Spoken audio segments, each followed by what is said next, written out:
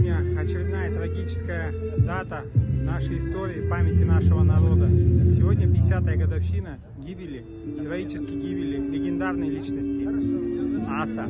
Мы никогда не забудем нашего соотечественника, нашего героя, нашего примера, человека, посвятившего жизнь защите отчизны, живого примера, который своей скромностью, своим усердием, всем, чем мог, помогал своему народу, который был безвинно обвинен и депортирован со своей родины.